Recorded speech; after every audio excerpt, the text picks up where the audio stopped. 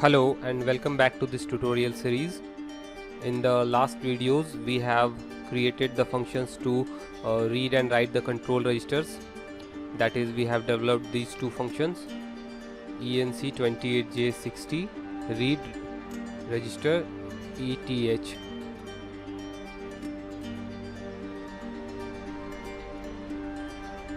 and one more function, read register MAC and MMI, because there were two different methods to access these two registers. The ETH group of registers were accessed by one method, and we have to follow a bit different method to read the MAC and MMI registers.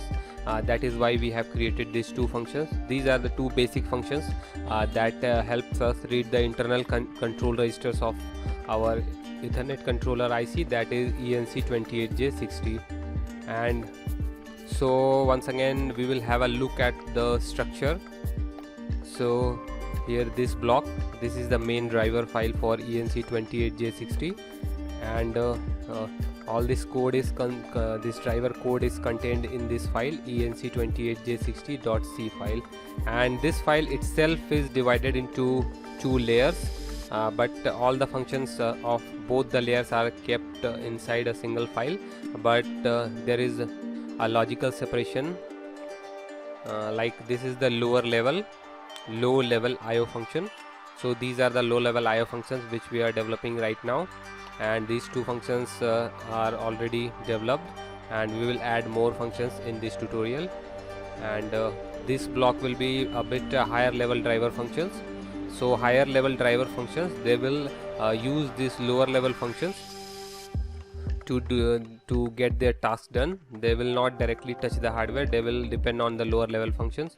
So the basic lower level functions are these, which allows us to read the registers, and as there are two groups of register, ETH group and MAC and MMI registers, so we have two different functions to read those group of registers.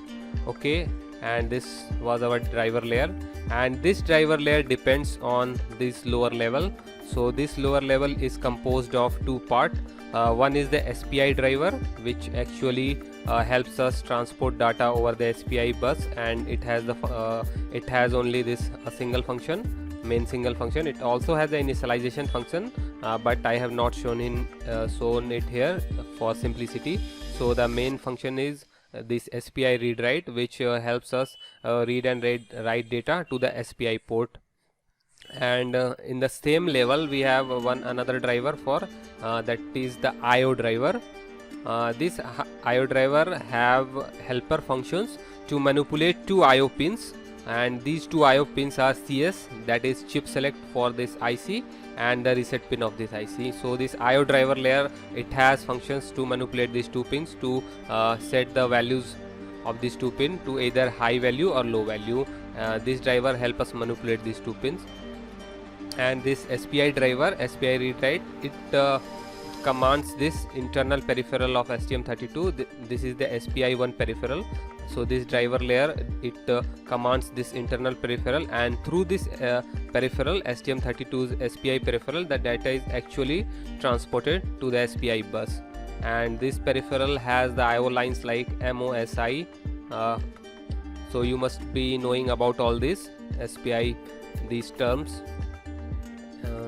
SPI has these IO pins, MOSI, that is master out slave in, and second pin is master in slave out, and the last one is the clock pin, the SCK pin. Through this pin our STM32's SPI peripheral is able to communicate with the actual hardware. This is the actual hardware. Our actual hardware is the ENC28J60 chip. So through this SPI peripheral we are accessing this chip. And if you see below, this is the IO driver. So as I have already told you, it has functions to manipulate the two IO pins, CS and reset pin, and this driver actually commands the STM32 GPIO peripheral, the general purpose input output peripheral, and the selected peripheral is GPIO A. And as we have already discussed that this layer is easy to customize, so you can easily change this from GPIO A to some other GPIO port also, like GPIO B. And this peripheral, it has two IO lines, CS, which goes to the chip select pin of this ENC28J60 chip, and another is the reset pin, which goes to the reset pin of the microcontroller. So this is our plan. This is how everything works in our software. So what I am going to do in this part of the tutorial is to create two more functions. Right now we have two functions in this layer which helps us read the registers, and now I will create two more functions that will help us do the bit manipulation inside this register. So these register actually write the full 8-bit value to the register, and the function which we are going to create in this part, those function will help us to manipulate particular bits in the register. So this kind of access is required in the driver, so we will create those functions. So what two function I am going to create in this part is these two functions. ENC28J60 bit set. This function will help us set the particular bit in a register, and the counterpart function, the ENC28J60 bit clear. This function will do the opposite of this function, and this function will help us clear any bit in the register. So in this part we will add these two functions to this layer, to the lower level IO function. So these are the helper function. This function will help us manipulate the register, to read the register, write the register, set bit in register, clear bit in register. So our actual driver will be using these helper functions to manipulate our Ethernet controller IC. So in this part I am going to implement these two functions. So if you go to the data sheet of this ENC28J60 go to the instruction set section. So we have I have already shown you this chart, this table, and I have also discussed it. So as you can see, this SPI has some 1 2 3 4 5 6 7 basic commands. So we have already implemented this command, read control register. We have already implemented this, and now in this part I am going to implement this command, bit field set. So this bit field set command actually corresponds to this one, this function ENC28J60 bit set. So this function will actually execute this command, bit field set, and through this command it will be able to set the bits in the register. And this is the counterpart function, bit field clear.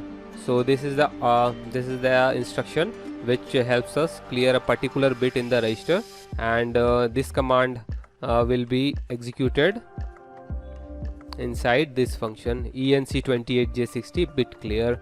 This function will execute this command. So in the video we will see the detail how to implement and how to do this and create these two new functions in our driver code.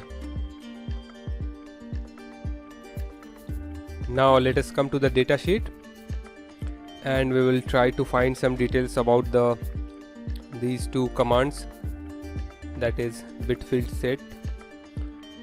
So here I have opened the data sheet, and I have opened this section, bit field set command. This command we are going to implement in this video tutorial. So now let us see what the data sheet is saying about this command. The bit field set BFS command is used to set up to 8 bits in any of the ETH control register. And note that this command cannot be used on MAC registers and MMI registers, or the PHY register or the buffer memory. This command cannot be used. So this thing you have to note. This is the main notice.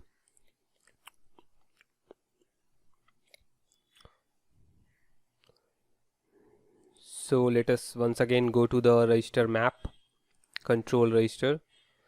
So these many registers are present inside ENC28J60 controller.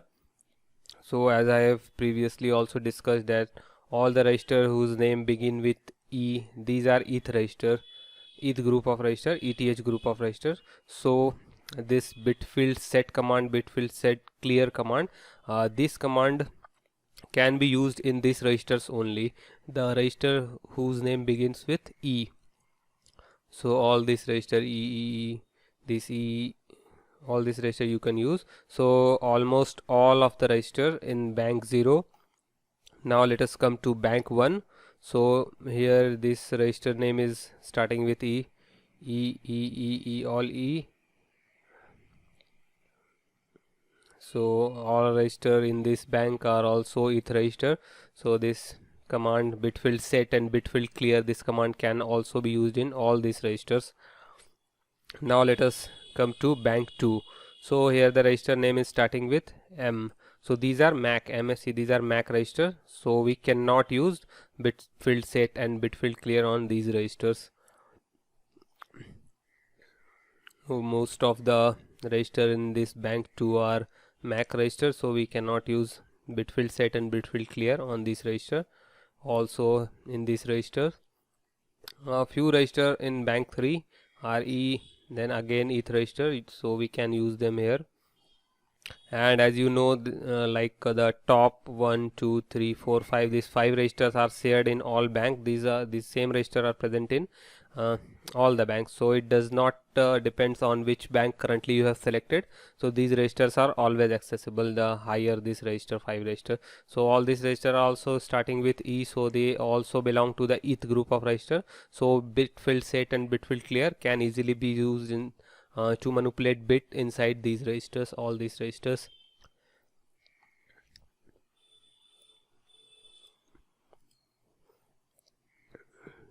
So now let us implement this command, bitfield set command. We have seen the details. So how this command will be implemented, a short summary is given in the data sheet. The BFS command is started by pulling the CS line low. So this is common in all command. Before we begin any SPI transaction, we need to pull CS, that is chip select line, low. So the first thing we will do inside our function is to pull this line low. After that, BFS command opcode, operational code, is sent, and which is followed by a 5-bit register address. The 5-bit register address identify on which register this operation will be carried out. After the BFS command and the address are sent, one data byte is sent. This data byte is the actual bit field.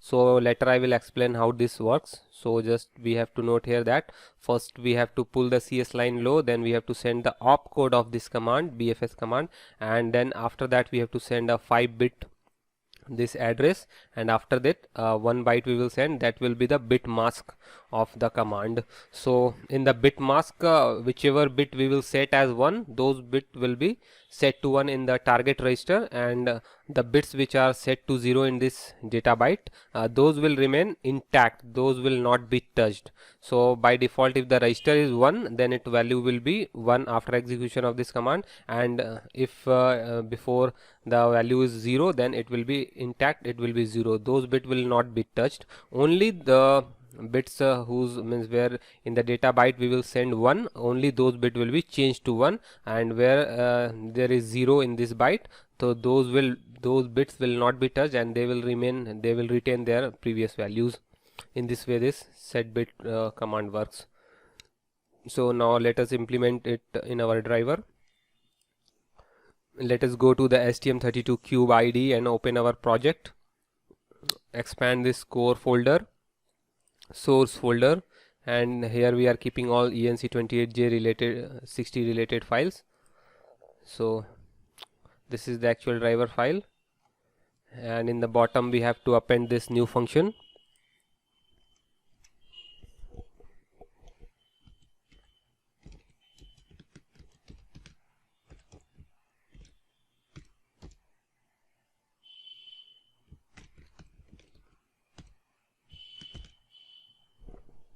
Like this we have to implement this function. It will have 2 parameters. First one will be the address of the register, which will help us select which register to work. So first byte will be the address, which will select any one of this register. For example, if we pass 7 to this parameter, then this register will be the target. If we pass 0D, then this register will be the target, and if we, for example, if we pass parameter like 1C, then this register will be the target. So the first parameter will select the register, and second parameter will actually have the bit mask that will operate on this bit.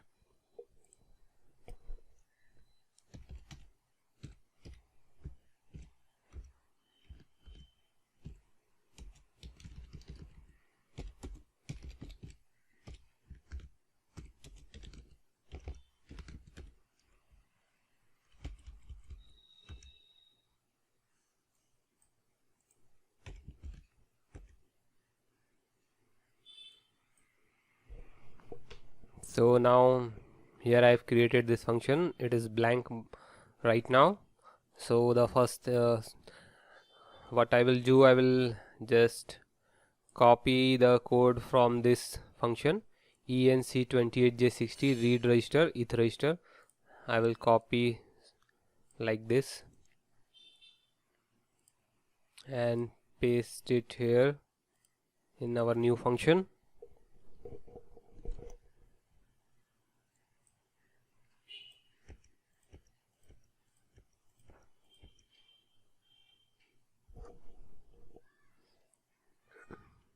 So this function is not reading any register value, so we don't need this variable. I will remove this variable. Only the command variable will be there, 8-bit command. So how this 8-bit command is formed, you should be knowing it. The first 3-bit is the opcode and the last 5-bit is the address. So we will build this command byte. So now let us see what is the opcode of the command. Bit field set. Now let us see what is the opcode of the command. From here we can see the opcode is 011, and since this is the opcode, and so we will convert it to hex. So for that, open calculator, go to programmer mode and select binary, this bin, and type the opcode, that is 011, and after that, as this is a byte, so we need 8 bits, and for these lower bits we will just put 000. So we will need 3 bits we have used, 1 2 3 bits we have used, so 50 here we have to type 5 zeros, 1 2 3 4 5. So the hexadecimal value is 60. So this will be the opcode of this command. So we'll start with this command is 0. First we will add the opcode, cmd equal to 0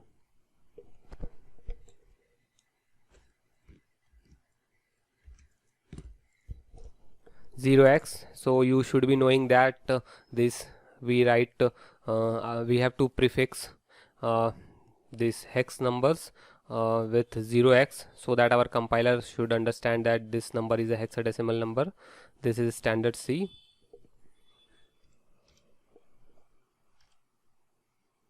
So now we have added the opcode, and now we have to append the 5-bit address to this command, because the address and the opcode, they are both packed into a single byte, this command byte. So in this, after that, the address is coming from here, from parameter from the user.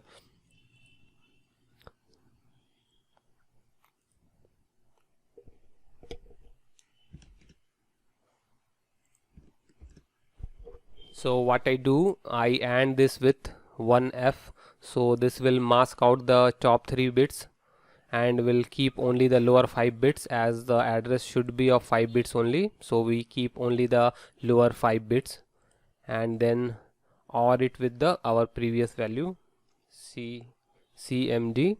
This is the command variable. We will simply OR it with like this.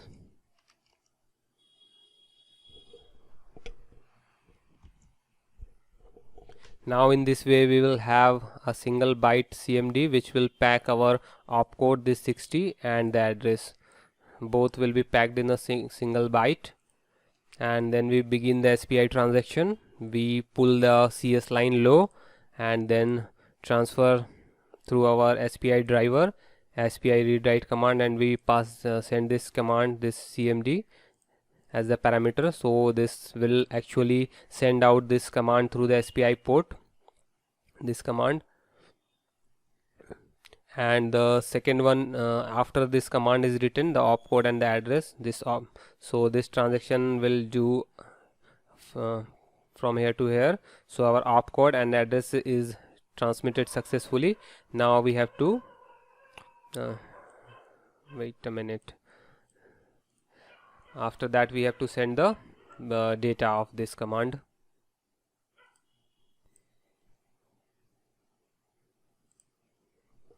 After that, now the opcode and the command opcode and this register address has been sent on the SPI port.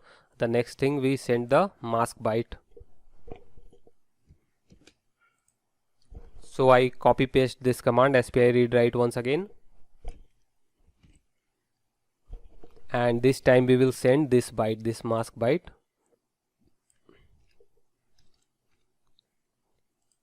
I will remove this line, this is not required, and then we will pull the CS line high to end the transaction. We don't need to return anything. I will remove this. Now this function is complete. So using this function we can set any of the bits in our control register, and we have to pass the address of control register here. In the same way we will create the counterpart function that will do the opposite of this, that means to clear a bit. So for that we have to copy this,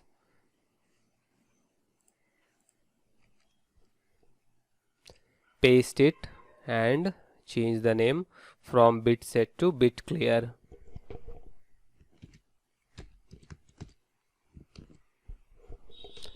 It will also have exactly the same parameters, address and the mask.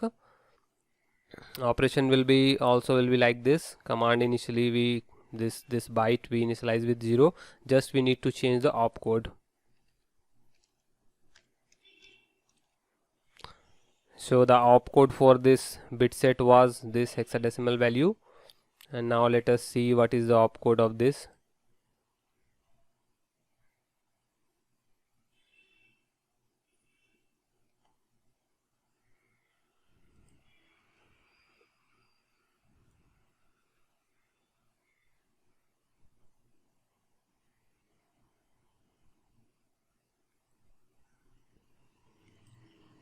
This is bit filled clear, and for this the opcode is 101. So we'll convert it to hex also. We'll go to this binary 101 and 5 zeros, 1 2 3 4 5. So the hexadecimal is coming A0, so the opcode will be A0.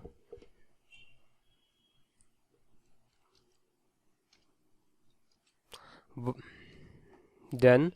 So we have changed the opcode.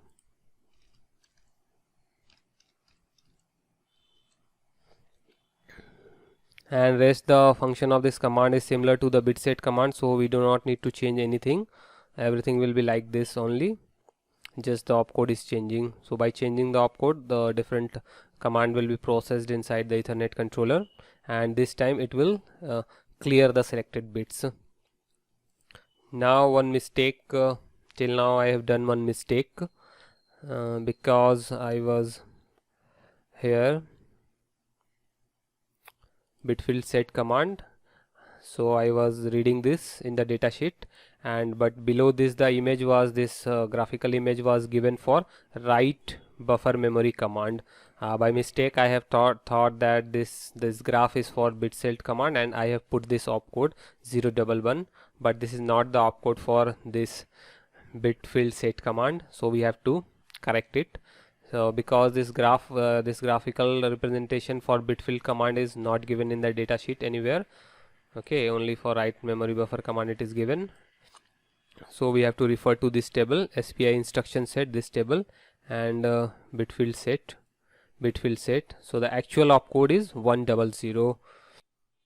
So we'll go to calculator once again and type this, select binary and type this one, bit field set, this one, 100 100 and the 5 trailing zeros, 1 2 3 4 5. So the result is coming in hexadecimal is 80. So we will correct it and put our correct opcode for this ENC28J60 bit field set, and the correct opcode is this 8080 in hex. That's it. It corrects our code. Now we can actually test this function.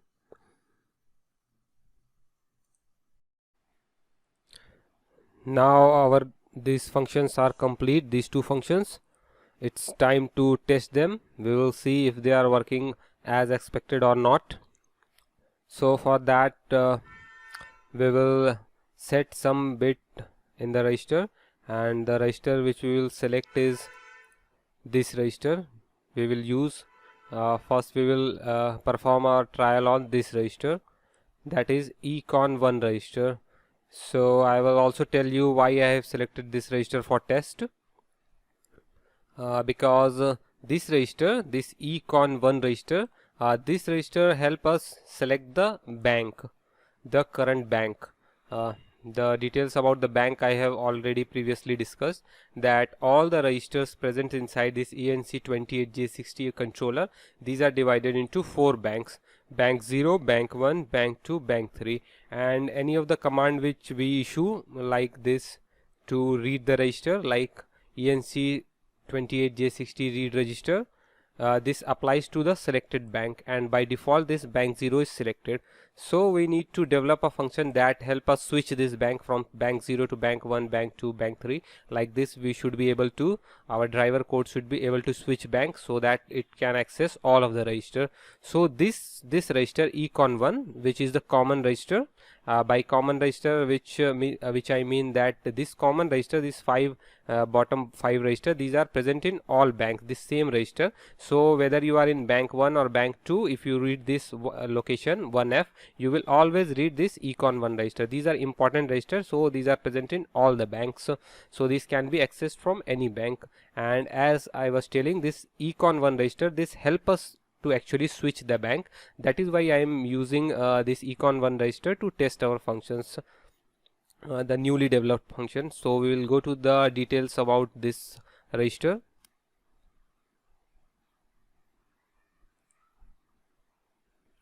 So here is the detail econ1 register. Here is the econ1 register.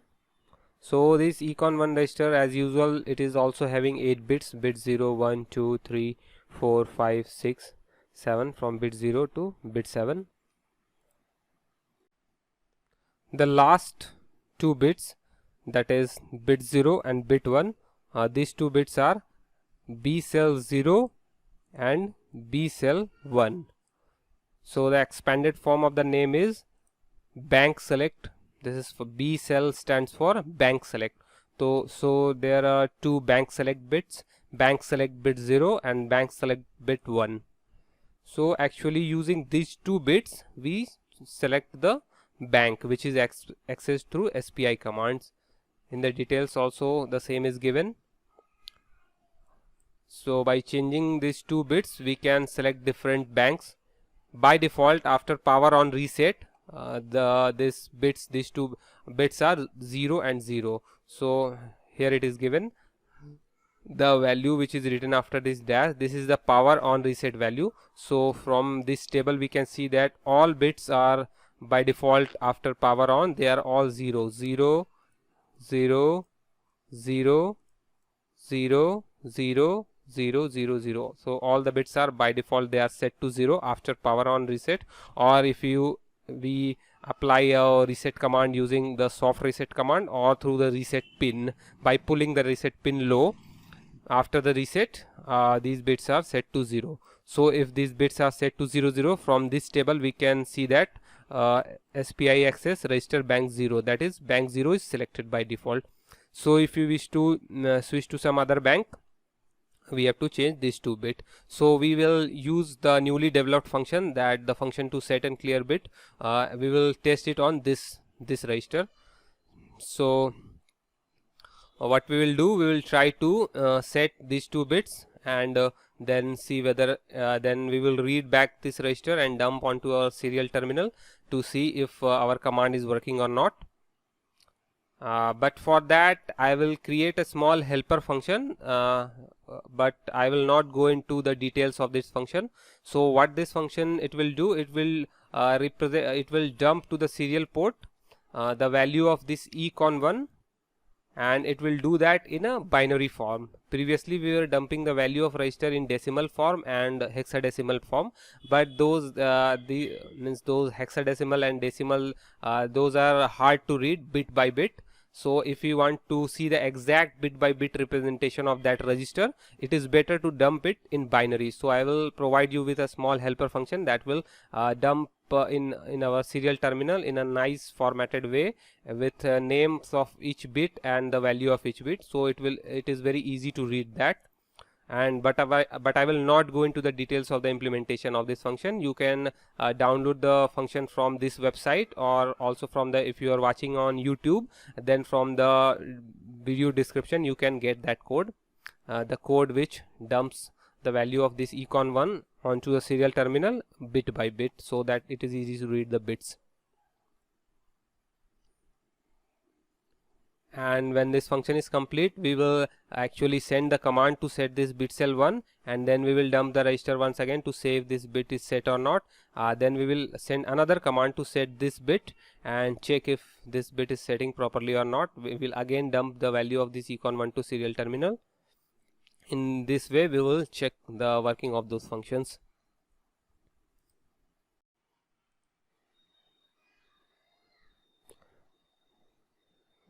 Now I will add the prototype of these 2 functions in our header file.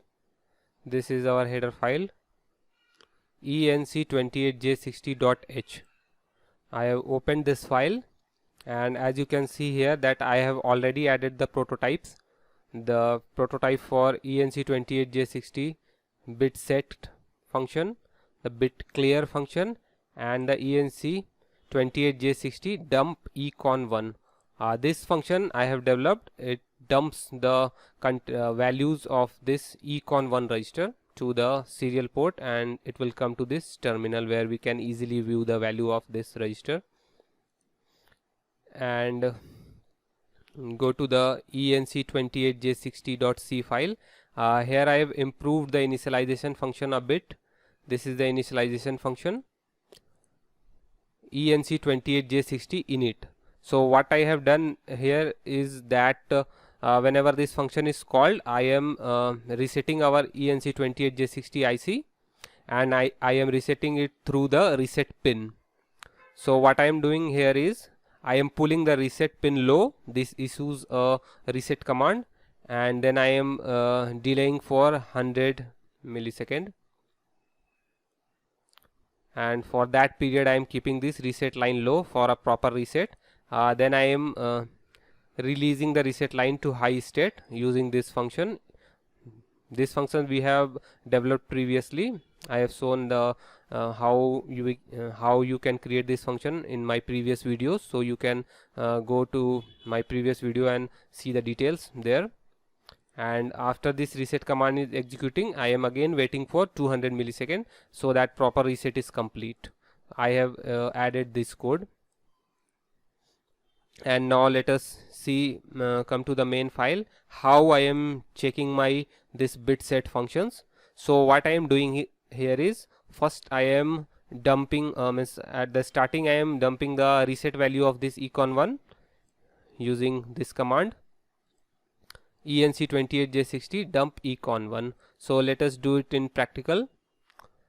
I have connected my board, my discovery board, which is already being connected to my enc28j60 Ethernet controller.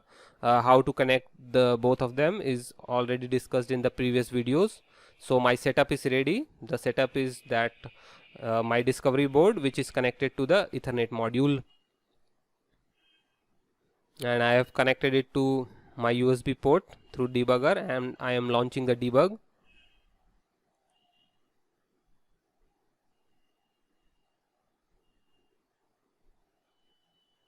I will put a breakpoint here by double clicking on this line so that code execution stop here, and then I will hit execute. So my cursor, which is currently present here, it will run and stop here. So I am hitting resume. You can also hit F8 on keyboard. Done. Now this part of code has been executed, and my code is stopping here. It is stopped here just before calling this enc 28J60 dump econ1. Just before calling this function, my CPU has been halted by the debugger. Now I can I can run the program step by step. For that I will use the F6 key. You can also go to this debug menu, run menu. You can see that the step over command is on F6 key. So now what I will do is I will reduce the size of this window so we can see both the debugger and this serial terminal. So here I have reduced the size.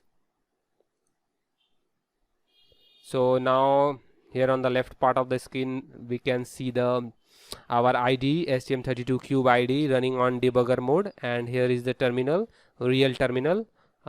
Here I have applied some settings. First of all, I have increased the row number to 40, so you should also do like this, increase the row number to 40. And display format I have also changed from ASCII ASCII to ANSI. This ANSI is bit simpler to read. Here on the terminal it is bit clean, because all the hidden character like tab, new line character, those are hidden. So the display is quite clear, a bit easy to understand. Now I will execute this statement by using F6 key on the keyboard. Executed. Now my cursor has jumped from here to here, so it has successfully executed this line, ENC28J60 dump econ1, and the value has been dumped to my serial terminal. And here I can see the B cell 0 bit, which is the bank select 0 bit. This is 0 0, all bits are 0, as I have previously told you that all the bits of this econ1 register are by default from reset, they are all 0. And you can also match the names, see the display what I was talking about. So here the first bit is B cell 0. Here also you can see B cell 0. After that B cell 1, B cell 1, TX enable, TX RTS, CSU CMEN, all these bits are like that. DMAST, RX reset, TX reset, RX reset, TX reset, all the bits are dumped here in a very clean and readable manner, so that it is very easy to understand. So by default all the bits are 0. Now let us see what happens when we execute the bit set command. So I am executing the bit set command here. So first parameter I have passed 1F, which is the address of this econ1 register. It is the 1F is the address of econ1 register. So let us also confirm this from datasheet. So you go to this memory or organization and control registers, control register map, and here is econ1. It is addressed at 1F. Okay. This H stand for hexadecimal, because this 1F is hexadecimal value, therefore they have suffixed it with small h so that we can understand this is in hexadecimal. And this is the value, and this is just the reference for this suffix, so that we can understand this is a hexadecimal value. This is the standard way to write hexadecimal value.